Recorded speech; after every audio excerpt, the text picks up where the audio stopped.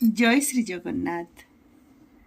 आज शुणा डॉक्टर प्रतिभा रायंकर कहानी बारुणावंत बेलाभूमि। आसतु शुणा। खरा दिने नई सुखी जाए, समुद्र सुखे नहीं। भाग्य समुद्र जदि सुखंता तेबे दूर को घुंची जाता, घोर घर घर लहड़ी भांगु न था, बेपार बंद। खरा दिनटा सिना पिठी को कष्ट, मात्र बेपार बंदटा पेट को कष्ट। जे बाटुली खोड़ारू गोड़ी छिटकी जाई टाई करी दूर रे पड़िबा भली चैताली बा हालिया न मारुणु बैशाखी खरा चिरकी जाए चाऊ चाऊ माटीर छाती रे। समुद्रर घू घू को खातिर करेनी बैशाखी आकाश, अग्निबाण छाड़े बेलाभूमि को, निया लगी जाए समुद्र बाली रे। पाद फोटका हो जाए पर्यटकंकर, तंटी सुखी अठा। सेतिकी बेले आनंदरे दबदब जले 21 वर्षर बारुणावंतर आखि।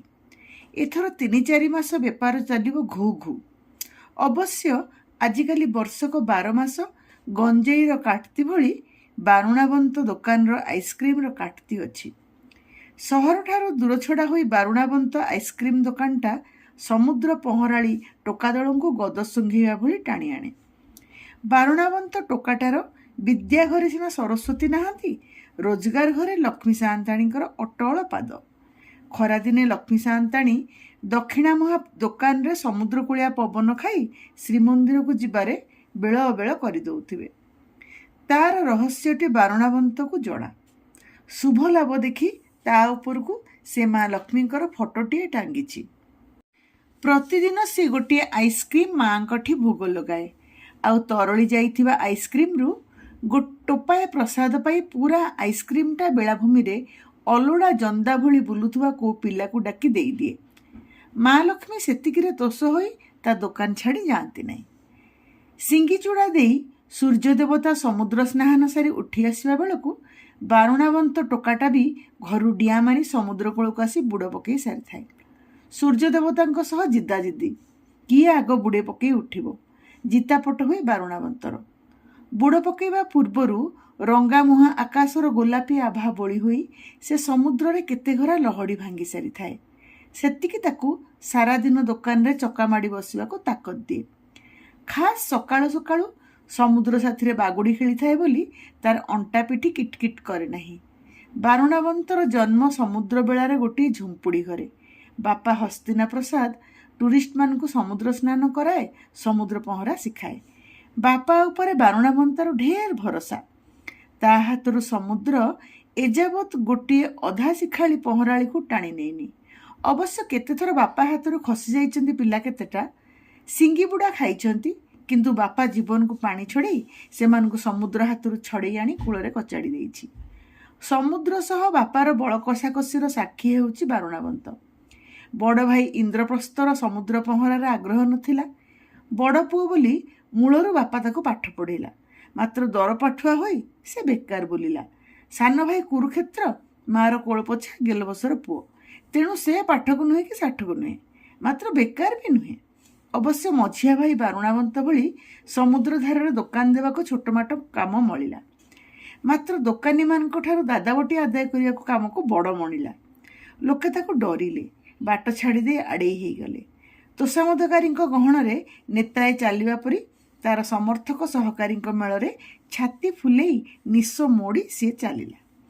एपरिक निज भाई बारुणावंतर आइसक्रीम दोकान रु दादावटी आदाय कला। खरा दिने समुद्र कूलिया झांझी पवन पखाला कंसा भाई सुआदिया। देशी विदेशी टूरिस्ट को संख्या बढ़े। समुद्र स्नान पर आसती टोका, दरबुढ़ा आ कॉलेज पुओ झील मैंने। हस्तिना प्रसाद रोजगार बढ़ी जाए पूर्णमी तिथिर लहड़ी भली। ता संग को ताल दे बारुणावंतर आइसक्रीम दोकान रे भी भीड़ जमे। थरे ना ही गले आपे बारी ही जाए भल भेल। बारुणावंतर व्यवसायी बुद्धि को तारीफ करे ता बापा। बारुणावंत गहल चहल लगी बेलाभूमि ठारू दूरेई करी दोकानटी आरंभ करथिला। सेतेबेले आखपाखरे आइसक्रीम दोकान कथा छाड़, पान दोकानटीए भी नथिला। समस्ते सेतेबेले बारुणावंत को बुद्धटाए बोली भाबिथिले। बापा भी मने मने असंतुष्ट होइथिला। भाबुथिला दोकान करबा पई पुओ को देइथिबा पैसाटा बुड़ीगला। ବାରୁଣାବନ୍ତ ଆତ୍ମବିଶ୍ୱାସର ସହ କହିଥିଲା, କହି ରଖୁଛି ଏହି ଅଞ୍ଚଳରେ ମୋ ବେପାର ବୁଡ଼ିବନି କି ଜଣେ ହେଲେ ଟୁରିଷ୍ଟ ବୁଡ଼ି ମରିବେନି। ଏଠି ଲହଡ଼ିର ହାବଭାବ ମୁଁ ବହୁ ଦିନରୁ ଲକ୍ଷ୍ୟ କରିଛି।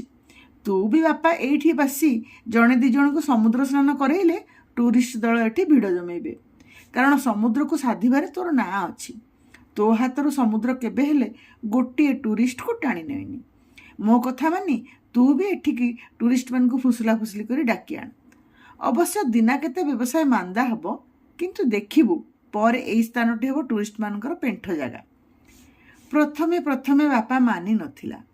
ବାରୁଣାବନ୍ତ ପିଲାଟା ସତକୁ ସତ ଟାଙ୍ଗରା ବାରୁଣାବନ୍ତ ଭଳି ଦୋକାନଟାରେ ଖାଁ ଖାଁ ଠୁଙ୍କା ବସିଥିବାରୁ ବାପା ରାଗ ହେଲେ ବି ପୁଅକୁ ସାହାଯ୍ୟ କରିବା ପାଇଁ ଏ ସ୍ଥାନକୁ ଆସିଲା। କ୍ରମେ ଟୁରିଷ୍ଟ ଦଳ ହସ୍ତିନା ପ୍ରସାଦକୁ ଖୋଜି ଖୋଜି ସେଠାକୁ ଆସିଲେ ଓ ବାପାର ରୋଜଗାର ବଢ଼ିବା ସହ ପୁଅର ବି ବେପାର ବଢ଼ିଲା। ସେହି ସ୍ଥାନର ଠିକଣା ହୋଇଗଲା ବାରୁଣାବନ୍ତ ବେଳାଭୂମି। ବାରୁଣାବନ୍ତର ହାତ ତା ଦୋକାନର ପୁରୁଣା ଘଣ୍ଟାର ସେକେଣ୍ଡ କଣ୍ଟା ଭଳି କାମ କରେ। ହାତ ଥକି ପଡ଼ିଲେ ସେ ହାତକୁ ଛାଟି ମନେ ମନେ ତାଗିଦ କରେ। ପୁରୁଣା ଘଣ୍ଟାର ଗୋଟିଏ ନିର୍ଜୀବ ସେକେଣ୍ଡ କଣ୍ଟା ଗୋଟେ ସେକେଣ୍ଡ ବି ବିଶ୍ରାମ ନ ନେଇ କାମ କରେ, ଅଥଚ ଥକି ପଡ଼େ। ରାତି 10ଟା-11ଟା ପରେ ବି ବିଶ୍ୱସ୍ତ ପରିଶ୍ରମୀ ସେକେଣ୍ଡ କଣ୍ଟାଟା କାମ କରି ଚାଲିଥାଏ। ଅଥଚ ତୁ ଗୋଟିଏ ଜୁଆନ୍ ଟୋକାର ଜିଅନ୍ତା ହାତ ହୋଇ ରୋଜଗାର ଋତୁରେ ଗରାଖ ଭିଡ଼ ଦେଖି ଥକି ପଡ଼ିବୁ ଭାବିଛୁ? ନିଜକୁ ନିଜେ ତାଗିଦ କଲା ପରେ ତା ହାତଟା ପୁଣି ଚେଙ୍ଗା ହେଇଯାଏ। ବାରୁଣାବନ୍ତ ଏତିକି ଜାଣିଛି ଯେ ବାପାର ହେଉ, ମାଆର ହେଉ ବା ମାଷ୍ଟରର ହେଉ, କାହାର ତାଗିଦ ଯେତେ କାମ କରେ ନାହିଁ ସେତେ କାମ କରେ ନିଜକୁ ନିଜର ତାଗିଦ। ସେ ମୂଳ ଜାଣିଛି ତା ଦ୍ୱାରା ପାଠ ହେବ ନାହିଁ, ତେଣୁ ସେ ରୋଜଗାରର ଗୋଟିଏ ପନ୍ଥା ନିଜେ ବାଛି ନେଲା ଓ ସେଥିରେ ସେ ଖୁସି। ସେ ଆଦୌ ଥକିଯାଏ ନାହିଁ, କାରଣ ସମୁଦ୍ରକୁ ଚାହିଁଲେ ତାର ଆତ୍ମା ପୁରିଯାଏ। ଭାବେ ସମୁଦ୍ରଟା କେବେ ତ ଥକେ ନାହିଁ, ବାପା ବି କେବେ ଥକେ ନାହିଁ। ଅନାଡ଼ି ଟୁରିଷ୍ଟମାନଙ୍କର ସିଙ୍ଗି ବୁଡ଼ା ସମୁଦ୍ର ସ୍ନାନ ଦେଖି ସେ ପେଟେ ହସେ। ସମୁଦ୍ର ଅକ୍ଲାନ୍ତ ଲହଡ଼ି ହେଉଛି ତା ଗୁରୁ, ବାପା ବି ତାର ଗୁରୁ। ଅବଶ୍ୟ ବାପାଠୁ ସେ ସମୁଦ୍ର ପହଁରା ଶିଖିନାହିଁ। ବାପା ତାକୁ ଠୋ କରି ମନା କରିଦେଇଥିଲା। କହିଥିଲା, ଦେଖ ମୁଁ ଯେଉଁ କାମ କରୁଛି ସେଇଟା ଶତ୍ରୁ ସଙ୍ଗେ ଯୁଦ୍ଧ କରିବା କାମ ସହ ସମାନ। ଏଠି ନିଜ ଜୀବନ ବଡ଼ କଥା ନୁହେଁ, ବଡ଼ କଥା ହେଉଛି ମୋ ଗରାଖମାନଙ୍କର ଜୀବନ। ଏ ସମୁଦ୍ରର ଗୋଟିଏ ଜିଦ୍ ଯେ ପ୍ରତିବର୍ଷ ସେ ନିଶ୍ଚୟ ହଳଦୀ ପହଁରାଳିଙ୍କୁ ଗିଳିବ, ଗିଳୁଛି ବି। ସେତେବେଳେ ନିଜେ ସମୁଦ୍ରର ଭିତରକୁ ଡେଇଁ ପଡ଼ି ଗରାଖମାନଙ୍କୁ ବଞ୍ଚେଇବା ହେଉଛି ତମର ଧର୍ମ। ଯେମିତି ଜଣେ ଦେଶଭକ୍ତ ସେନାଧିକାରୀ ତାର ସେନାମାନଙ୍କୁ ପଛରେ ରଖି ଆଗରେ ଠିଆ ହୋଇ ଗୁଳି ଖାଏ, ସେମିତି କାମ ମୁଁ କରୁଛି। ମୋ ହାତରୁ ଏଯାଏଁ ସମୁଦ୍ର ଜଣଙ୍କୁ ବି ଭିଡ଼ି ନେଇନି। ଯେଉଁଦିନ ଭିଡ଼ି ନେବ ଓ ମୁଁ ସମୁଦ୍ରକୁ ପରାଜିତ କରିପାରିବିନି, ସେଦିନ ମୁଁ ମୋ ଗରାଖ ସାଙ୍ଗେ ସମୁଦ୍ରର ଭିତରକୁ ଚାଲିଯିବି।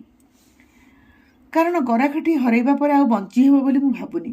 ସତକୁ ସତ ବାପାର କଥା ବେଦର ଗାର ପରି ବାରୁଣାବନ୍ତର ଛାତି ଭିତରେ ଥିବା କଞ୍ଚା ସିଲଟରେ ଗାର କାଟି ଦେଇଥିଲା, ଆଉ ଲିଭିନି।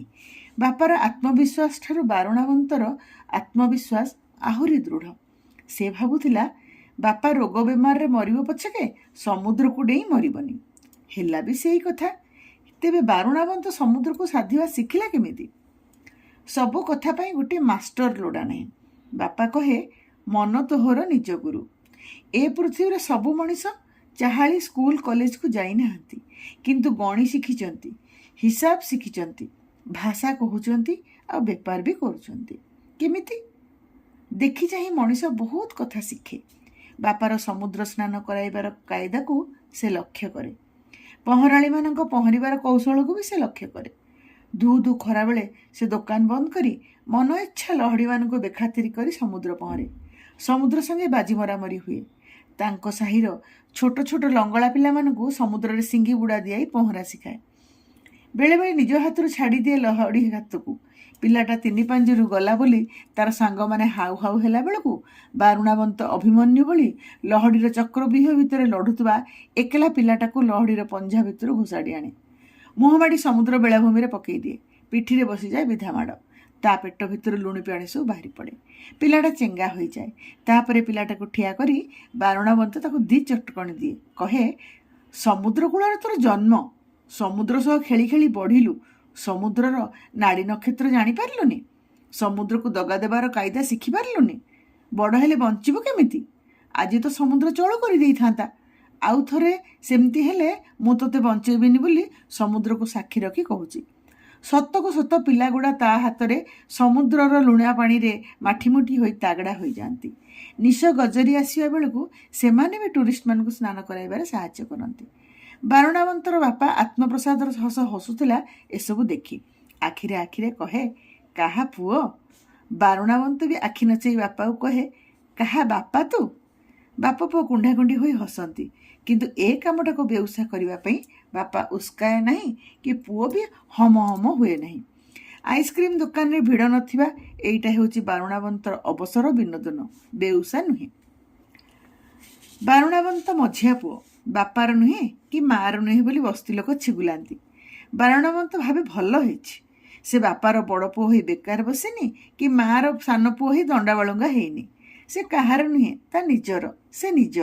ସେ ନିଜ ପେଟ ପୋଷେ, ମା ହାତରେ 2 ପଇସା ଦିଏ। ବାପାର ଚିକିତ୍ସା ପାଇଁ ଢେର ପଇସା ବି ଖର୍ଚ୍ଚ କଲା। ମାତ୍ର ଯାହାର ଆୟୁଷ ପରିଲା ସେ ଯିବାର କଥା ଯିବ। କୋଟି କୋଟି ଟଙ୍କାର ଔଷଧ ଅଜାଡ଼ିଲେ ବି ପ୍ରାଣବାୟୁକୁ କେହି ବି କ୍ଷଣେ ଅଟକେଇ ପାରିବନି। ରାଜା ହେଉ, ମନ୍ତ୍ରୀ ହେଉ, କୋଟିପତି ବ୍ୟବସାୟୀ ହେଉ, ବଡ଼ ଦେଉଳର ବଡ଼ ପଣ୍ଡା ବି ହୁଅନ୍ତା, ସମସ୍ତଙ୍କ ଜୀବନ ସୁତାଏ ଅଦୃଶ୍ୟ ବାୟୁ। ଯେଉଁ ବାୟୁଟି ଆମେ ଗ୍ରହଣ କରି ବଞ୍ଚୁ ସେ ଅଦୃଶ୍ୟ। ଯେଉଁ ବାୟୁଟିକକ ଶେଷ ବେଳାରେ ତ୍ୟାଗ କରୁ ସେ ବି ଅଦୃଶ୍ୟ। ସେହି ସୁତାଏ ବାୟୁ ଥିବା ପର୍ଯ୍ୟନ୍ତ ରାଜା, ମନ୍ତ୍ରୀ, ବ୍ରାହ୍ମଣ, ଅବ୍ରାହ୍ମଣର ଭେଦଭାବ, ଗର୍ବ, ଅହଙ୍କାର। ପ୍ରାଣବାୟୁ ଉଡ଼ିଗଲେ ସମସ୍ତେ ଶବ, ଛୁଇଁଲେ ମାରା। କେବଳ ପରଲୋକ ନୁହନ୍ତି, ଘର ଲୋକ ବି ମାରା। ଠିକ୍ ସେଦିନ ବାପାର ପ୍ରାଣବାୟୁ ଉଡ଼ିଯିବା ପରେ ବାପାକୁ କୁଣ୍ଢେଇ ସମସ୍ତେ ଭୋ ଭୋ କାନ୍ଦିଲେ। ସେ କାନ୍ଦ ମିଛ ନଥିଲା, କିନ୍ତୁ ମାୟା ଥିଲା। ଧୀରେ ଧୀରେ ମାୟା ତୁଟିଲା, ଶୁଦ୍ଧ ଶୌଚ ହେଲେ। ନିତିଦିନିଆ ଦିନ ରାତିର ଖେଳ ଭଳି ଜୀବନ ତା ବାଟରେ ଚାଲିଲା। ଜଣେ ପ୍ରିୟ ଲୋକ ଚାଲିଗଲେ ଯଦି ତାର ପରିବାର ଚାଲି ଯାଉଥାନ୍ତେ, ତେବେ ଚାହୁଁ ଚାହୁଁ ଏ ପୃଥିବୀଟା ମଣିଷ ଶୂନ୍ୟ ହୋଇଯାଆନ୍ତା। ହସ୍ତିନା ପ୍ରସାଦର ଘର ଦିନା କେତେ ଖାଁ ଖାଁ ଲାଗିଲା। ଦୁର୍ଭାଗ୍ୟର କଥା ଯେ ବାପାର କିଛି ରୋଗ ନଥିଲା, କିନ୍ତୁ ସାନ ପୁଅ କୁରୁକ୍ଷେତ୍ରର କାଣ୍ଡ କାରଖାନା ପାଇଁ ବାପାର ମୁଣ୍ଡକୁ ରକ୍ତଚାପ ଚଢ଼ିଯିବାରୁ ସେ ଚେତା ହରାଇ ପଡ଼ିଲା ଆଉ 2ଟା ଦିନରେ ଚାଲିଗଲା। ନିଜେ ଘାଣ୍ଟି ହେଇନି କି କାହାରିକୁ ଘାଣ୍ଟିନି। ବାପା ଯିବା ପରେ ଉଦଣ୍ଡ ସାନ ପୁଅ କୁରୁକ୍ଷେତ୍ର ଦିନା କେତେ ଗୁଣ୍ଡାଗିରି ଛାଡ଼ିଦେଲା। ବଡ଼ ଭାଇ ଇନ୍ଦ୍ରପ୍ରସ୍ଥର ମନ ବି ଘର ଧରିଲା, କିନ୍ତୁ କରିବ କ'ଣ? ବାପାର ବେଉସାଟା ତ ତାକୁ ଜଣା ନଥିଲା। ମୂଳରୁ ସମୁଦ୍ର ନ ସାଧି ଅକ୍ଷର ସାଧିଲା, ଲହଡ଼ି ନ ଗଣି ଗଣିତ ବହିରୁ ସଂଖ୍ୟା ଗଣିଲା, କିନ୍ତୁ ପେଟ ପୋଷିବା ପାଇଁ ଭଲ ଚାକିରି ଖଣ୍ଡେ ମିଳିଲା ନାହିଁ। ବାପା ଯିବାରେ ଇନ୍ଦ୍ରପ୍ରସ୍ଥର ଜୀବନ ବେକାର ହୋଇଗଲା ବୋଲି ଲୋକେ କହିଲେ। ବାରୁଣାବନ୍ତର ମା ବି ସେଇ କଥା କହିଲା। ଇନ୍ଦ୍ରପ୍ରସ୍ଥ ଶେଷକୁ ସାନ ଭାଇର ବେଉସା ଧରିଲା, କିନ୍ତୁ କାଳେ ସାନ ଭାଇ ବାରୁଣାବନ୍ତର ବେପାର ମାନ୍ଦା ହେବ ବୋଲି ଆଇସ୍କ୍ରିମ୍ ଦୋକାନ ନ କରି ଠେଲା ଦୋକାନରେ ରାଗ ମୁଢ଼ି, ସିଝା ବୁଟ ବିକିଲା। ସାନ ଭାଇକୁ ଆଉ ହାତ ପତେଇଲା ନାହିଁ, କିନ୍ତୁ 2 ଭାଇ ମନ ମିଳାଇ ରହିଲେ ସେହି ଗୋଟିଏ ସ୍ଥାନରେ। ଇନ୍ଦ୍ର ବାରୁଣାବନ୍ତ ଦୋକାନରେ ବସି ଆଇସ୍କ୍ରିମ୍ ଖାଇଲା, ବାରୁଣାବନ୍ତ ଇନ୍ଦ୍ରର ଠେଲା ଗାଡ଼ି ପାଖେ ଠିଆ ହୋଇ ଝାଲମୁଢ଼ି ଖାଇଲା। କୁରୁକ୍ଷେତ୍ର କିନ୍ତୁ ସୁଧୁରିଲା ନାହିଁ। ସେ ସୁଧୁରିବା ପାଇଁ ମନା କଲେ ବି ତା ଚେଲା ଚାମୁଣ୍ଡାମାନେ ତାକୁ ଛାଡ଼ିଲେନି। ଥରେ ନିଜେ ଗୁଣ୍ଡାଗର୍ଦି କଲେ ନିଜ ଜୀବନଟା ବି ଗୁଣ୍ଡାମାନଙ୍କ ପଞ୍ଝାରେ ରହେ। କ୍ରମେ ମା ସ୍ୱାମୀ ଶୋକ ଭୁଲିବାକୁ ଚେଷ୍ଟା କଲା। ଭାତ ଖାଇଲା, ନୂଆ ଶାଢ଼ୀ ପିନ୍ଧିଲା, ମୁହଁରେ ହଳଦୀ ମାଖିଲା, ମୁଣ୍ଡରେ ତେଲ ମାଖି ଜୁଡ଼ା କଲା। ବଡ଼ ପୁଅ ଇନ୍ଦ୍ର ପାଇଁ ବୋହୂ ଖୋଜିଲା। ସାନ ପୁଅକୁ ବୁଝେଇ ସୁଝେଇ ଆଉ ଗୋଟିଏ ଦୋକାନ କରିବାକୁ କହିଲା। ବାପାର ଆତ୍ମା ସେଥିରେ ଶାନ୍ତି ହେବ ବୋଲି ସମସ୍ତଙ୍କର ବିଶ୍ୱାସ ଥିଲା, ଏକମାତ୍ର କୁରୁକ୍ଷେତ୍ରକୁ ଛାଡ଼ି। ତାର ପ୍ରଚଣ୍ଡ ରାଗ ଥିଲା ବାପା ଉପରେ। ତା ନାଁଟି କୁରୁକ୍ଷେତ୍ର ଦେଲା କାହିଁକି? ଯଦି ଦେଲା ତାହେଲେ ସେ କୌରବଟାଏ ନ ହେବ କାହିଁକି? ସତକୁ ସତ ଏମିତି ଅଜବ ନାମ ହସ୍ତିନା ପ୍ରସାଦ 3 ପୁଅଙ୍କର ଦେଲା କାହିଁକି? ବେଳେବେଳେ ଟୁରିଷ୍ଟମାନେ ମଜାରେ ପଚାରନ୍ତି। ହସ୍ତିନା କହୁଥିଲା, ତା ବାପା ତା ନାମଟି ହସ୍ତିନା ପ୍ରସାଦ ଦେଲା କାହିଁକି? ତେବେ ତ ତା ପୁଅମାନଙ୍କ ନାମ ଇନ୍ଦ୍ରପ୍ରସ୍ଥ ବାରୁଣାବନ୍ତ ହେବ ହିଁ ହେବ। ତାପରକୁ ଲମ୍ବିବ ଝିମିଟି ଖେଳରୁ ମହାଭାରତ ଓ କୁରୁକ୍ଷେତ୍ରକୁ ରାସ୍ତା। କ'ଣ ଖରାପ ହେଲା? ମହାଭାରତଟାଏ ଲେଖା ହେବା ପାଇଁ ଯୁଧିଷ୍ଠିର ବି ରହିବେ, ଦୁଃଶାସନ ବି ରହିବେ। ନହେଲେ ଲୋକେ ଶିଖିବେ କେମିତି? ସଂସାରଟା କ'ଣ କେବଳ ପାଣ୍ଡବମୟ ନା କେବଳ କୌରବମୟ? 100 କୌରବଙ୍କୁ 5 ପାଣ୍ଡବ ନିପାତ କରିଥିଲେ। କଥାଟା ଭବିଷ୍ୟତ ପିଢ଼ିଙ୍କ ପାଇଁ କେତେ ଶିକ୍ଷାର ବିଷୟ, ସେ କଥା କେତେ ଜଣ ବୁଝନ୍ତି? ସେତିକି ବେଳେ ସେ ଅନ୍ୟମାନଙ୍କୁ ବୁଝେଇ ପାରିଲା, କୁରୁକ୍ଷେତ୍ରକୁ ବୁଝେଇ ପାରିଲାନି। କାହାର ଦୋଷ? ତା ଛଡ଼ା ନାମଟା ଗୋଟେ ତୁଚ୍ଛ କଥା, କାମଟା ମହତ୍ତ୍ୱପୂର୍ଣ୍ଣ। ଦେଖ, ମା ମୋ ପୁଅ ବାରୁଣାବନ୍ତ ଟାଙ୍ଗରା ପଡ଼ିନି, ଢେର ରୋଜଗାର କରୁଛି, ଅଥଚ ଇନ୍ଦ୍ରପ୍ରସ୍ଥର 5 ପଇସା ହାତରେ ନାହିଁ। ତେବେ କେଜାଣି କିଏ ଧର୍ମ ରକ୍ଷା କରିବ? ମୋ ବେଉଷ ତ କେହି ଆପଣେଇଲେନି, ଆଗକୁ ଟୁରିଷ୍ଟମାନଙ୍କୁ କିଏ ରକ୍ଷା କରିବ ସେ କଥା ବରୁଣ ଦେବତାଙ୍କୁ ଜଣା। ବାପା ଯିବା ବାବରେ ବାରୁଣାବନ୍ତ ସମୁଦ୍ର ଉପରେ ନିଘା ରଖିଲା ନାହିଁ, କାରଣ ସମୁଦ୍ରର ଲହଡ଼ି ଭିତରେ ବାପାର ମୁହଁ ଦିଶିଲା ଆଉ ଆଖି ଜକେଇଲା। ଲାଭ କ'ଣ? ସମୁଦ୍ର ଆଉ ଟୁରିଷ୍ଟ ନିଜ ନିଜ କଥା ବୁଝିବେ। ତାହାର ବାପାର ବାପା ଅନ୍ତେ ମାନ୍ଦା ପଡ଼ିଲାନି, ସେତିକି ତାକୁ ତାଜୁବ ହେଲା। ଦୁଃଖ ଦେଲା, ସୁଖ ବି ଦେଲା। ବାରୁଣାବନ୍ତ ବେଳାଭୂମିର କାଟତି କମିଲା ନାହିଁ। ସେ ବୁଝିଗଲା ଯେ କାହାରି ପାଇଁ ସଂସାର ଅଟକି ଯାଏ ନାହିଁ। ଏଣିକି ସେ ସମୁଦ୍ରକୁ ପଛ କରି ଗରାଖମାନଙ୍କର ଚାହିଦା ପୂରଣ ପାଇଁ ପ୍ରାଣପଣେ ଲାଗି ପଡ଼ିଲା। ସେଦିନ କେଜାଣି କି ଯୋଗରେ ରାତି ପାହିଥିଲା ଭଗବାନଙ୍କୁ ଜଣା। ତା ଜୀବନରେ ଏତେ ବଡ଼ ଘଟଣାଟିଏ ଘଟିବ ବୋଲି ସେ ଜାଣିନଥିଲା। ଗୋଟିଏ ପାଦ ଉଠାଇ ଆର ପାଦ ପକାଇବା ବେଳକୁ କ'ଣ ଘଟିବ ମଣିଷକୁ ଜଣାନଥାଏ। ଜଣାନଥାଏ ବୋଲି ମଣିଷ ବଞ୍ଚେ, ନହେଲେ ପ୍ରତି ପଦେ ପଦେ ମଣିଷ ମରନ୍ତା। ସେ ବି ସେଦିନ ନିଦ କହି ଦୋକାନକୁ ବାହାରିଥିଲା। ସକାଳୁ ସକାଳୁ ସବୁଦିନ ପରି ସମୁଦ୍ରରେ ବୁଡ଼ ପକାଇ ସେ ଘରକୁ ଲେଉଟିଥିଲା। ମା ବାଢ଼ି ଦେଇଥିଲା ସବୁଦିନ ପରି କଂସାଏ ଖଟାଳିଆ ବାସି ପଖାଳ ଆଉ ଶୁଖୁଆ ପୋଡ଼ା, ତା ସାଙ୍ଗେ ନାଲି ଲଙ୍କା ମରିଚ ଆଉ ଦିକୋଲା ରସୁଣ। ଏଇଟା ପିଲାମାନଙ୍କର ସକାଳ ଜଳଖିଆ। ବାପା କିନ୍ତୁ ଆମ୍ବିଳା ବାସି ପଖାଳ ଖାଏ ନାହିଁ, କହେ ନିଦ ଘାରିବ। ସମୁଦ୍ର ସହ ଟକ୍କର ଦେବାକୁ ହେଲେ ଚେଙ୍ଗା ରହିବାକୁ ହେବ। ଆଇସ୍କ୍ରିମ୍ ଦୋକାନରେ ଘୁମେଇ ପଡ଼ିଲେ ଚଳେ, ମାତ୍ର ଟୁରିଷ୍ଟମାନଙ୍କୁ ସ୍ନାନ କଲାବେଳେ ଘୁମେଇ ପଡ଼ିଲେ ଟୁରିଷ୍ଟକୁ ସମୁଦ୍ର ପାଖରେ ପାଣି ଛଡ଼େଇ ଦେବାକୁ ପଡ଼ିବ। ଜୁଆନ ଥିବା ବେଳେ ନିଦକୁ ହେଣ୍ଟି ଦେଇ ହେବ, କିନ୍ତୁ ବୟସ ହଟିଲେ ନିଦଟା ବ୍ରହ୍ମ ରାକ୍ଷସ ଭଳି ମୁଣ୍ଡରେ ବସେ। ତେଣୁ ବାପା ଖାଏ ସକାଳୁ ସକାଳୁ ମା ରାନ୍ଧିଥିବା ଗରମ ଭାତରେ ପାଣି ପୁରେଇ। ଏଣିକି ମାଆକୁ ଆଉ ସକାଳୁ ଭାତ ରାନ୍ଧିବାକୁ ପଡ଼େ ନାହିଁ ବୋଲି ସକାଳୁ 3 ଭାଇଙ୍କୁ ବାସି ପଖାଳ ବାଢ଼ି ଦେବା ବେଳେ ମା ଆଖିରେ ଲୁହ ଗଡ଼ାଉଥିଲା। ଏବେ ଆଉ ଲୁହ ଗଡ଼ଉ ନାହିଁ। ବାପା ନଥିବା ଦୁଃଖଟା ବି ଅଭ୍ୟାସରେ ପଡ଼ିଗଲାଣି। କ୍ରମେ ସମୁଦ୍ର, ବେଳାଭୂମି ଓ ପୁରୁଣା ଟୁରିଷ୍ଟମାନେ ହସ୍ତିନା ପ୍ରସାଦକୁ ଭୁଲିଗଲେଣି। ବାରୁଣାବନ୍ତ ତା ଦୋକାନରେ ବାପାର ଫଟୋଟିଏ ଝୁଲେଇଛି। ପହିଲେ ସେ ଫଟୋକୁ ଦେଖିଲେ ଛାତି ଭିତର ଘାଟା ଜଳାପୋଡ଼ା କରୁଥିଲା।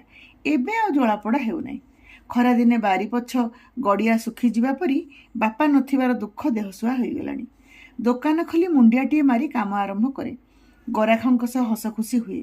ଦୋକାନ ବନ୍ଦ କରିବା ବେଳେ ପଇସା ଗଣୁ ଗଣୁ ବାପାକୁ ଆଉ ଥରେ ପ୍ରଣାମ କରେ। ମନେ ମନେ କହେ, ବାପା, ମୋର ରୋଜଗାର ବଢ଼ିବା ବେଳକୁ ତୁ ରହିଲୁନି।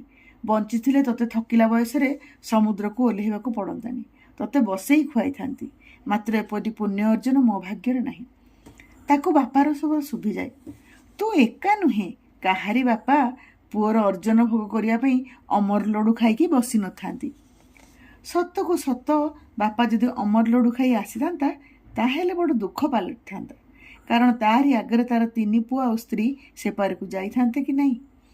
ଭଗବାନଙ୍କ ହିସାବ ଭୁଲ ବୋଲି କାହିଁକି ଭାବିବା? ମନଟାକୁ ବୁଝେଇ ଦିଏ ବାରୁଣାବନ୍ତ। ବାରୁଣାବନ୍ତ ବେଳାଭୂମିର 2 ପହରଟା ନିଛାଟିଆ ଲାଗେ ଖରାଦିନେ। ସୂର୍ଯ୍ୟ ପଶ୍ଚିମକୁ ଢଳିଲେ ଟୁରିଷ୍ଟମାନଙ୍କର ଭିଡ଼ ଜମେ। କାଁ ଭାଁ ଟୁରିଷ୍ଟ ଖରାବେଳେ ସମୁଦ୍ର ସହ ବରାବରି ହେବା ବିଚିତ୍ର କଥା ନୁହେଁ। ସେଦିନ ବି କେତେଜଣ ଗଜା ଟୁରିଷ୍ଟ ଖରାବେଳଟାରେ ସମୁଦ୍ରରେ ପଶି ଉମରମତା ହେଉଥିଲେ। କୋଉ କଲେଜ ପିଲା ବୋଧହୁଏ। ସେଦିନ ପୂର୍ଣ୍ଣିମା ଥିଲା, ସମୁଦ୍ର ଉତ୍ତଳା ଥିଲା। ଉତ୍ତଳା ସମୁଦ୍ର ମଣିଷର ଉଦ୍ଦାମତାକୁ ସହିପାରେ ନାହିଁ, ଦୁର୍ଘଟଣା ଘଟାଏ। ସେଦିନ ବି ଘଟିଲା। କେତେଜଣ ପିଲା ଫେରନ୍ତା ଲହଡ଼ିରେ ଭାସିଗଲେ ସମୁଦ୍ର ସେପଟୁ। ସେଥିରୁ ପ୍ରାଣମୂର୍ଚ୍ଛା ଉଦ୍ୟମ କରି କେତେଜଣ ଫେରି ଆସିଲେ, ବାକି 2 ଜଣ ରହିଗଲେ। ଲୋକେ ଠିଆ ହୋଇ ଦେଖୁଥାନ୍ତି। ଭାବିଥିଲେ ପିଲା 2ଟା ଶକ୍ତ ପହଁରାଳି ହୋଇଥିବେ, ଲେଉଟି ଆସିବେ ସମୁଦ୍ରକୁ ଲାତ ମାରି। କିନ୍ତୁ କ୍ରମେ 2ଟା ମୁଣ୍ଡ ଅଦୃଶ୍ୟ ହୋଇଗଲା। ସେମାନଙ୍କର ସାଙ୍ଗ ଆଉ ଦେଖଣାହାରି ବଞ୍ଚାଅ ବଞ୍ଚାଅ ବୋଲି ଚିତ୍କାର କଲେ। ବାକି ଦୋକାନୀ ଓ ଅନ୍ୟ ସମୁଦ୍ର ପହଁରାଳି ଧାଇଁ ଆସିଲେ, ମାତ୍ର କାହାର ସାହସ ହେଲା ନାହିଁ ଘାଇଲା ଲହଡ଼ି ଭିତରକୁ ଡେଇଁ ପଡ଼ି ପିଲାଙ୍କୁ ବଞ୍ଚାଇବା ପାଇଁ। ଏଭଳି ପରିସ୍ଥିତିରେ କାହାର ବା ଛାତି ପତେଇବ ଜୀବନକୁ ପାଣି ଛଡ଼େଇ ଦେବା ପାଇଁ? ସମସ୍ତେ ତ ହସ୍ତିନା ପ୍ରସାଦ ନୁହନ୍ତି। ବାରୁଣାବନ୍ତ ହାତରେ ଧରିଥିବା ଗୋଟିଏ ଆଇସ୍କ୍ରିମ୍ ସେତେବେଳକୁ ପାଣି ହୋଇଗଲାଣି ଛାନିଆରେ। କହୁଣି ଯାଏ ଥପ ଥପ ବୋହିଲାଣି, କାରଣ ବରାଦ କରିଥିବା ଗରାଖ ଆଉ କାହାର ମରଣ ଦେଖିବାକୁ ସମୁଦ୍ର କୂଳକୁ ଧାଇଁଗଲାଣି। ସତେ କି ସିନେମା। ବାରୁଣାବନ୍ତର ମୁଣ୍ଡରେ ଭୂତ ସବାର ହେଲା, ବାପାର ଭୂତ। ଯେମିତି କିଏ ତାକୁ କାନ ପାଖରେ କହିଲା, ତୁ ପାରିବୁ, ତୁ ପାରିବୁ। ବାରୁଣାବନ୍ତ ବେଳାଭୂମିରେ କାହାରି ମରଣ ନ ହେଉ। ଏକା ଡିଆଁକେ ବାରୁଣାବନ୍ତ ଦୋକାନରୁ ସମୁଦ୍ର ବାଲିକୁ ଖେପା ମାରିଲା। ଆଖି ପିଛୁଳାକେ ଧାଇଁଗଲା ସମୁଦ୍ର ଦିଗରେ। ଡେଇଁ ପଡ଼ିଲା ସମୁଦ୍ର ଛାତିକୁ ଲୋକେ ତାଟକା। ଟୋକାଟା ମରଣ ଡାକିଲା ନା କ'ଣ? ଆଉ କ'ଣ ସିଏ ପିଲା ଦୁଇଟାଙ୍କୁ ବଞ୍ଚେଇ ପାରିବ? ସେମାନଙ୍କର ମୁଣ୍ଡ ତ ଆଉ ଦିଶୁ ନାହିଁ। ଦୂରକୁ ଚାହିଁଲେ ଖାଲି ସମୁଦ୍ର ଆଉ ସମୁଦ୍ର। ଲୋକେ ପାଟି କରୁଥିଲେ, ଫେରିଆସ ଫେରିଆସ, ଆଉ ପାରିବନି, ସେମାନେ ଗଲେଣି। ଆହା, କଥା ମାନ କଥା ମାନ। ବାରୁଣାବନ୍ତକୁ କିଛି ଶୁଭୁନଥିଲା। ସେ ମଧ୍ୟ ପହଁରି ପହଁରି ଆଖିରେ ଅଦୃଶ୍ୟ ହୋଇଗଲା। ବାରୁଣାବନ୍ତର ଭାଇ ଇନ୍ଦ୍ରପ୍ରସ୍ଥ ଓଦାବାଲିରେ କଚାଡ଼ି ହୋଇ ପଡ଼ି ବାରୁଣା ବାରୁଣା ବୋଲି ଡାକ ପାରିଲା। ସେତେବେଳକୁ ଦେଖଣାହାରୀମାନଙ୍କ ମନରେ ବଗୁଲିଆ ପିଲା ଦୁଇଟାଙ୍କ ପାଇଁ ସହାନୁଭୂତି ନଥିଲା। ସେମାନେ ଉତୁରିଲେ, ମଲେ। ମାତ୍ର ଏ ପିଲାଟା ବିନା କାରଣରେ ପର ପାଇଁ କାହିଁକି ଜୀବନ ଦେଲା ବୋଲି ହାୟ ହାୟ କରୁଥିଲେ। ଆଉ କିଛି ଦିଶୁନଥିଲା। ଫେରନ୍ତା ଲହଡ଼ିରେ ବି କାହାରି ଚିହ୍ନବର୍ଣ୍ଣ ନଥିଲା। ସମସ୍ତେ ଚୁପ୍ ହୋଇଯାଇଥିଲେ। ପବନ ବି ରୁନ୍ଧି ଦେଇଥିଲା ଦଶ ଦିଗ। ବେଳାଭୂମି ନିଶ୍ୱାସ ବନ୍ଦ କରି ପଡ଼ିଥିଲା, ମାତ୍ର ଓଦା ସରସର। ଇନ୍ଦ୍ରପ୍ରସ୍ଥ ଭାଗ୍ୟକୁ ଆଦରି ନେଇ ମୁକ ପାଲଟି ଯାଇଥିଲା। ସେତେବେଳକୁ ପୋଲିସ କେତେ ଜଣ ଧାଇଁ ଆସିଲେଣି। ଆଗରୁ କୁଆଡ଼େ ଥିଲେ ବା କ'ଣ କରିଥାନ୍ତେ? ସମୁଦ୍ରକୁ କ'ଣ ଅଟକାଇ ପାରିଥାନ୍ତେ? ନା ଉଦଣ୍ଡ ପିଲାମାନଙ୍କୁ? ସହଜେ ତ ଏ ବେଳାଭୂମିରେ କେବେ ଅଘଟଣ ଘଟିନାହିଁ। କିନ୍ତୁ କିଏ କାହିଁ ପିଲାଙ୍କୁ ବାରଣ କରିବା ପାଇଁ ଭାବିଥାନ୍ତା? ଭାଗ୍ୟ ଭଲ, ବାରୁଣାବନ୍ତ ମା 4 ଦିନ ହବ ଜ୍ୱରରେ କମ୍ପୁଥିଲା। ତାକୁ କିଛି ଖବର ହେଇନାହିଁ। ନହେଲେ ବାରୁଣାବନ୍ତ ପ୍ରାଣ ଛାଡ଼ିବା ଆଗରୁ ତା ମା'ର ପ୍ରାଣ ଛାଡ଼ି ଯାଇଥାନ୍ତା। ହେ ପ୍ରଭୁ, ଏତେ ଭଲ ପିଲାଟାକୁ କାହିଁକି ଅଳ୍ପାୟୁଷ କଲ? ସମସ୍ତେ ଫୁସର ଫାସର ହେଉଥିଲେ। ଏବେ ବାରୁଣାବନ୍ତ ପାଇଁ ନୀରବ ପ୍ରାର୍ଥନା କରିଚାଲିଲେ। କୌଣସି ଅଲୌକିକ ଶକ୍ତି ବାରୁଣାବନ୍ତକୁ କୂଳକୁ ଟାଣି ଆଣନ୍ତା ଭଲା। ବାରୁଣାବନ୍ତକୁ ପୂଜା କରନ୍ତେ ସମସ୍ତେ। ତାକୁ ତ କେହି କହିନଥିଲା ପିଲାଟାକୁ ଯାଇ ଉଦ୍ଧାର କର ବୋଲି। ସେଭଳି କାମ ବି ସେ ପୂର୍ବରୁ କରିନାହିଁ। ତା ବାପା ଗଲା ଦିନଠାରୁ ସେ ସମୁଦ୍ର ସହ ବାଜି ମରାମରି ହୋଇନାହିଁ। କାହିଁକି ଏ ବୁଦ୍ଧି କଲା? ପର ପୁଅ ପାଇଁ ବିଶ୍ୱସ୍ତ ପ୍ରାର୍ଥନା ବେଳେବେଳେ ଗୃହୀତ ହୁଏ। ଦୂରରୁ ଦିଶିଲା 3ଟା ମୁଣ୍ଡ। 2ଟା ବେଚେତା ପିଲାଙ୍କୁ କାଖରେ ଜାକି କେଜାଣି କେମିତି ଭାସି ଆସୁଥିଲା ବାରୁଣାବନ୍ତ। ଲହଡ଼ିକୁ ଗୋଡ଼ରେ ପେଙ୍ଗା ମାରି ମାରି ବେଳାଭୂମି ଦିଗରେ ଭାସି ଆସୁଥିଲା ଟୋକାଟା। ହରି ବୋଲ ହୁଳହୁଳିରେ କୂଳ ଉଛୁଳି ପଡ଼ୁଥିଲା। ଶେଷକୁ ବେଚେତା ପିଲା ଦୁଇଟାକୁ କୂଳରେ ଫୋପାଡ଼ି ଦେଲା ବାରୁଣାବନ୍ତ। ଅନ୍ୟମାନେ ପିଲା ଦୁଇଟାକୁ ପେଟରୁ ପାଣି ବାହାର କରିବାରେ ଉଦ୍ୟମ ଜାରି ରଖିଲେ। ପିଲା ଦୁଇଟାଙ୍କର ଚେତା ଫେରି ଆସିଲା ସତ। ଦେଖଣାହାରୀଙ୍କର ଚେତା ବୁଡ଼ାଇ ଦେଇ କହିଲେ, ଆମ ଭିତରୁ ଆଉ ଜଣେ ମଝି ଦରିଆରେ ଉବୁଟିବୁ ହେଉଥିଲା, ତାକୁ ବଞ୍ଚାଅ। ସେତେବେଳକୁ ବାରୁଣାବନ୍ତର ନିଶ୍ୱାସ ଉପରକୁ ଉଠୁଥାଏ। କେହି ଜଣେ ଭିଡ଼ ଭିତରୁ କହିଲା, ତମେ ପାରିବ, ପାରିବ, ନିଶ୍ଚୟ ପାରିବ। ବାପା କହିଲା କି? ବାରୁଣାବନ୍ତର ଅବଶ ହାତରେ କିଏ ଅଚାନକ ବୀର ପେଶିଦେଲା। ଆଖି ପିଛୁଳାକେ ସେ ପୁଣି ଥରେ ସମୁଦ୍ର ଗର୍ଭକୁ ଡେଇଁ ପଡ଼ିଲା। ଲୋକେ ଚିତ୍କାର କରି ଉଠିଲେ, ଏଥର ପିଲାଟା ଗଲା, ଆଉ ସେ ପାରିବନି। କେହି ହେଲେ ଜଣେ ତାକୁ ଅଟକାଇଲ ନାହିଁ। ଚିତ୍କାର କଲା ଇନ୍ଦ୍ରପ୍ରସ୍ଥ, ମାତ୍ର ସେ ବି କେଉଁ ଅଟକାଇଲା? କାହାରିକୁ କିଛି ଭାବିବା ପାଇଁ ମଧ୍ୟ ସମୟ ଦେଲା ନାହିଁ ବାରୁଣାବନ୍ତ। ତା ମୁଣ୍ଡରେ ଯେମିତି ଭୂତ ସବାର ହୋଇଗଲା। ନିଜକୁ କ'ଣ ସେ ଭଗବାନ ଭାବିଲା କି? ଇନ୍ଦ୍ରପ୍ରସ୍ଥ ରାଗିଲା ବି ଭାଇ ଉପରେ। ଖରା ବେଳେ ନିଶ୍ୱାସଟା ରୁନ୍ଧି ହୋଇଥିଲା ସମୁଦ୍ର ଛାତିରେ। ଫେଣ ଗଜ ଗଜ ଦାନ୍ତ ଦେଖାଇ ସମୁଦ୍ର ହସୁଥିଲା। ତାତ୍ସଲ୍ୟ କରୁଥିଲା ବାରୁଣାବନ୍ତର ଦୁଃସାହସକୁ। ସେ କ'ଣ ସମୁଦ୍ରଠୁ ବଡ଼ ବୋଲି ନିଜକୁ ଭାବିଲା? ଏମିତି ତ ପ୍ରତିବର୍ଷ ସମୁଦ୍ର ଗର୍ଭରେ ଲୋକେ ହଜିଯାଆନ୍ତି। କୋଉ ନୂଆ କଥା? 2ଟା ପିଲାଙ୍କୁ ଉଦ୍ଧାର କଲା ପରେ ବାରୁଣାବନ୍ତର ଗର୍ବ ହେଇଗଲା ପରା, କେହି ଜଣେ କହିଲା। ନା, ସେ ପିଲାଟାର ଗର୍ବ ଅହଙ୍କାର ନାହିଁ। ପଇଡ଼ ନାଳି ଭଳି ସେ ନରମା, ମିଠା, ଆଉ ଅନ୍ୟର ଶୋଷ ମେଣ୍ଟେଇବା ପାଇଁ ପେଟେ ଦରବ ତା ଭିତରେ ଥିଲା। କିଛି ନ ଭାବି ସେ ଡେଇଁ ପଡ଼ିଛି ଆଉ ଗୋଟିଏ ପ୍ରାଣ ରକ୍ଷା କରିବା ପାଇଁ। ଜଣେ କେହି ଉତ୍ତର ଦେଲା, ସତରେ କ'ଣ ସେ ଆଉ ଜଣେ କେହି ରହିଯାଇଥିଲା? ଲୋକେ ମୁହଁ ଚାହାଁ ଚାହିଁ ହେଲେ। ଗୋଟେ ପୋଖତ ସମୁଦ୍ର ପହଁରାଳି କହିଲା, ହଁ, 3ଟା ମୁଣ୍ଡ ମୁଁ ଦେଖିଥିଲି। 2ଟା ମୁଣ୍ଡ ପାଖାପାଖି ସମାନ୍ତରାଳ, ଆଉ ଗୋଟିଏ ମୁଣ୍ଡ ଟିକେ ପଛୁଆ। ସେ ମୁଣ୍ଡଟା ସମୁଦ୍ର ପେଟ ଭିତରେ ଯିବଣି। ମୋ ଭଳି ପୋଖତ ପହଁରାଳି ବି ସାହସ କଲା ନାହିଁ। ଏ ଟୋକାଟା ଥରେ ଡେଇଁ ପଡ଼ିଲା ଉଦାମତାରେ, ଆଉ ଥରେ ଡେଇଁ ପଡ଼ିବାର ନଥିଲା। ଏଥର ଟୋକାଟା ଗଲା। ସମସ୍ତେ ସେତେବେଳକୁ ନୀରବ ପ୍ରାର୍ଥନା କରି ଚାଲିଥିଲେ। ଯାହାର କିଛି ମୂଲ୍ୟ ନଥିଲା ବୋଲି ଦକ୍ଷ ପହଁରାଳି ଜାଣି ସାରିଥିଲା, ପୋଲିସ ବି। ଆମର ସେ ଟୋକାଟାକୁ ଅଟକେଇବାର ଥିଲା, କହିଲା ଦରଦୀ ପୋଲିସ। ଛାଡ଼, ଆଉ ଭାବି ଲାଭ ନାହିଁ। ବାରୁଣାବନ୍ତ ବେଳାଭୂମିର କପାଳରେ ଆଜି ଗୋଟିଏ କଳଙ୍କର ଟୀକା ଲାଗିଲା। ଆମର ଚାରା କ'ଣ? ଏମିତି ବିଲୁଆ ବିଚାର ଚାଲିଥିଲା 2ଟା ପର ପୁଅଙ୍କର ମରଣକୁ ନେଇ। ସମୁଦ୍ର ଫେରେଇ ଦିଏ, କାହାରି କିଛି ରଖେ ନାହିଁ। ଇନ୍ଦ୍ରପ୍ରସ୍ଥ ମୁକ ହୋଇ ବସିଥିଲା ଆଉ ଭାବୁଥିଲା, ତା ଭାଇର ମଲା ଦେହଟାକୁ ସମୁଦ୍ର ଫେରେଇ ଦେବ, ଆଉ ବଡ଼ ଭାଇର ଅଧିକାରରେ ସେ ତାର କାଲୁଆ ମୁହଁରେ 2 ଚଟକଣି ବସେଇ ଦେବ ଶୋକ ଉତାରିବା ପାଇଁ। ସତକୁ ସତ କ'ଣ ଗୋଟିଏ ଫେରି ଆସୁଥିଲା। ଆହା, ବାରୁଣାବନ୍ତର ମଲା ଦେହ। ପାଖ ହେବାରୁ ଦିଶିଲା ମା କାଳୀଙ୍କ ଛାତିରେ ମୁଣ୍ଡମାଳ ଭଳି ସମୁଦ୍ର ଛାତିରେ ଲହଡ଼ିରେ ଗୁନ୍ଥା ଦୁଇଟା ମୁଣ୍ଡ। ଅର୍ଥାତ୍ ପିଲାଟାକୁ ପାଇଲା, କିନ୍ତୁ ବଞ୍ଚେଇ ପାରିଲା ନାହିଁ କି ନିଜେ ବଞ୍ଚିଲା ନାହିଁ। ତଟସ୍ଥ ହୋଇ ଅପେକ୍ଷା କରିଥିଲା ବାରୁଣାବନ୍ତ ବେଳାଭୂମି।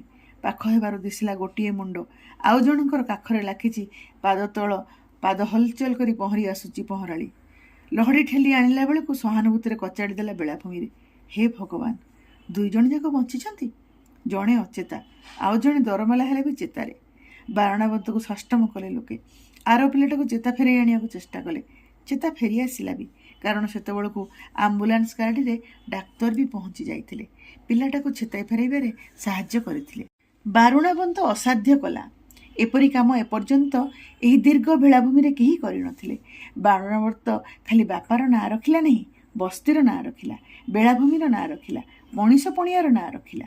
ସେତେବେଳକୁ ବାରୁଣାବନ୍ତକୁ କାନ୍ଧରେ ବସାଇ ଲୋକମାନେ କହୁଥିଲେ, ନାଚୁଥିଲେ, ବାରୁଣାବନ୍ତ ଜିନ୍ଦାବାଦ, ବାରୁଣାବନ୍ତର ଜିନ୍ଦାବାଦ। ଖବର ପାଇ ସାମ୍ବାଦିକଙ୍କର ଗାଡ଼ି ପହଞ୍ଚିଲା ବେଳାଭୂମି ପାଖରେ।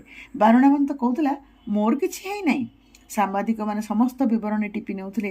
ବାରୁଣାବନ୍ତର ଫଟୋ ଉଠୁଥିଲା। ସାମ୍ବାଦିକମାନେ କେତେ ପ୍ରଶ୍ନ ପଚାରୁଥିଲେ। ତୁମେ ଏପରି ସାହସ କଲ କିପରି? ଆଗରୁ ଏପରି ଅଭିଜ୍ଞତା ଅଛି କି? ପ୍ରଥମ ଥରକ ଡେଇଁ ପଡ଼ିଲ, ଠିକ୍ ଅଛି। ପଛ ଥରକ ଡେଇଁ ପଡ଼ିବାଟା କ'ଣ ଠିକ୍ ହେଲା? ନିଜ ଜୀବନକୁ ପାଣି ଛଡ଼େଇ ଦେବାର ଆଦର୍ଶ କେଉଁଠୁ ପାଇଲ? ତିନିଟା ଜୀବନକୁ ତୁମେ ଆଜି ବଞ୍ଚେଇଛ। ତୁମକୁ ନିଶ୍ଚୟ ଇନାମ ମିଳିବ। ଧରିନିଅ ତୁମେ ମରିଯାଇଥାନ୍ତ, ପାଇଥାନ୍ତ କ'ଣ? ଏଭଳି ଅଜସ୍ର ପ୍ରଶ୍ନ ଅଜାଣି ହୋଇପଡ଼ୁଥିଲା କାବାକାଠ ପାଲଟି ଯାଉଥିବା ବାରୁଣାବନ୍ତ ଉପରେ। ବାରୁଣାବନ୍ତ ଭାବୁଥିଲା, ସେ ତ ବେଳାଭୂମିରେ ଗୋଟିଏ ଶାମୁକା। ତା ଉପରେ ମାଡ଼ିମକଚି କେତେ କିଏ ଚାଲି ଯାଇଛନ୍ତି। ସେ ଯାହା କରିଛି ସେ କଥା ଯିଏ ବି କରିଥାନ୍ତା, ତାକୁ ଲାଗୁନଥିଲା ସେ ଯେ କିଛି ଅଦ୍ଭୁତ କାଣ୍ଡ କରିଛି। ମଣିଷ ପାଇଁ ମଣିଷ ଏତିକି କରିବନି ତ ଆଉ କରିବ କ'ଣ?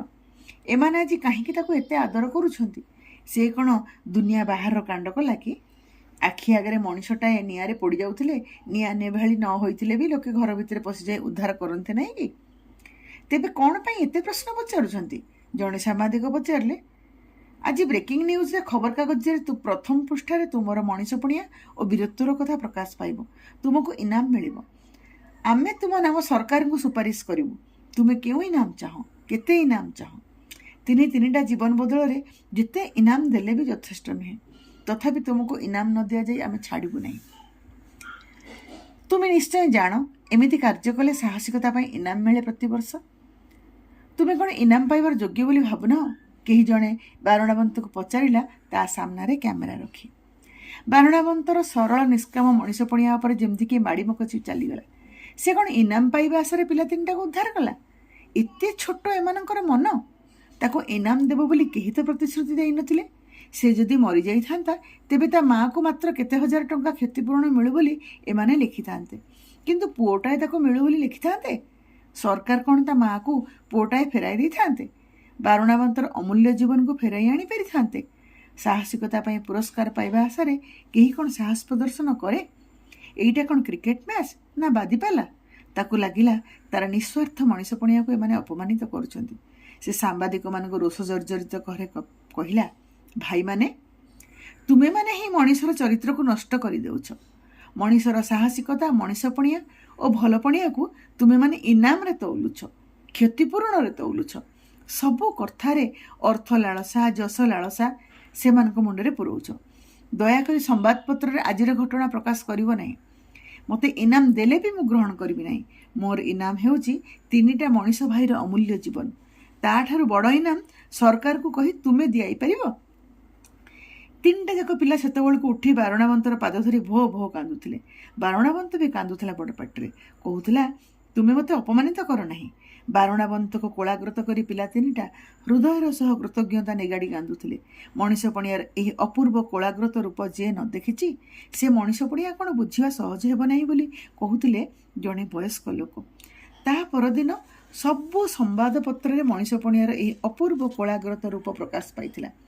ବାରୁଣାବନ୍ତକୁ ସାହସିକତା ପାଇଁ ଇନାମ ମିଳୁ ବୋଲି ସବୁ ସମ୍ବାଦପତ୍ର ଲେଖିଥିଲେ। କିନ୍ତୁ ସମାଜସେବୀ ସଂସ୍ଥା ଏବଂ ବିଭିନ୍ନ ସରକାରୀ ବେସରକାରୀ ସଂସ୍ଥାର ଲୋକେ ବାରୁଣାବନ୍ତକୁ ଦେଖା କରି ତା ଉପରେ କାହାଣୀ ଲେଖିବା, ସେମିନାର କରିବା, ଗବେଷଣା କରିବା, ସିନେମା କରିବା ଓ ପୁରସ୍କାର ଦିଆଇବା ଆଦି କାର୍ଯ୍ୟ ସେମାନଙ୍କର କର୍ତ୍ତବ୍ୟ ବୋଲି କହିଥିଲେ। ଗୋଟିଏ ବଡ଼ ପୁରସ୍କାର ବାରୁଣାବନ୍ତକୁ ମିଳିବ ବୋଲି ପ୍ରତିଶ୍ରୁତି ଦେଇଥିଲେ। ପରଦିନ 15 ଦିନ କାଳ ବାରୁଣାବନ୍ତ ଆଇସ୍କ୍ରିମ୍ ଦୋକାନରେ ଏହିଭଳି ପରୋପକାରୀ ଲୋକମାନଙ୍କର ଏମିତି ଗହଳ ଚହଳ ଲାଗିଲା ଯେ ତାର ଆଇସ୍କ୍ରିମ୍ ଭରା ହାତ ଆଉ ଦଦରା ଘଡ଼ିର ସେକେଣ୍ଡ କଣ୍ଟା ଭଳି କାମ କରିପାରିଲା ନାହିଁ। ତାକୁ ବାଉଳା କରିଦେଉଥିଲେ ସମସ୍ତେ। ସେ କାବା କାଠ ହୋଇ ଭାବୁଥିଲା, ଗୋଟେ ସ୍ୱାଭାବିକ ମଣିଷ ପଣିଆ ପାଇଁ କେତେ ସଂସ୍ଥା, କେତେ କାଣ୍ଡ କାରଖାନା, କେତେ ଗବେଷଣା ଆଉ ପୁରସ୍କାର ଚାଲିଛି ଏ ଦେଶରେ। ତାହେଲେ ତ ମଣିଷ ଭିତରୁ ମଣିଷ ପଣିଆ ଆଦୌ ହଜିଯାଆନ୍ତା ନାହିଁ। କାହିଁକି ତାର ବାପା କହୁଥିଲା ଯେ ଧୀରେ ଧୀରେ ମଣିଷ ପଣିଆଟା ହଜିଯାଉଛି ବୋଲି। ମାସକ ପରେ ଦେଖାଗଲା ବାରୁଣାବନ୍ତ ଆଇସ୍କ୍ରିମ୍ ଦୋକାନଟା ବନ୍ଦ ପଡ଼ିଛି। ବାରୁଣାବନ୍ତ ଦୋକାନ ଖୋଲୁନାହିଁ। ବେଳାଭୂମିରେ ତାର ଦର୍ଶନ ନାହିଁ। ପୁଅ ତାର ପାଗଳ ହୋଇ ଘର ଛାଡ଼ି କୁଆଡ଼େ ପଳେଇଛି ବୋଲି ତା ମା ବାହୁନି ବାହୁନି କତର ଲଗା ହୋଇ ପଡ଼ିଥିଲା। ଇନ୍ଦ୍ରପ୍ରସ୍ଥ ଭାବୁଥିଲା, ବୋଧହୁଏ ତାର ଭାଇ ଏମିତି ଗୋଟିଏ ସ୍ଥାନ ଖୋଜିବାକୁ ଯାଇଛି ଯେଉଁଠି ମଣିଷ ପଣିଆକୁ ନିଲାମ କରାଯାଏ ନାହିଁ। ଧନ୍ୟବାଦ।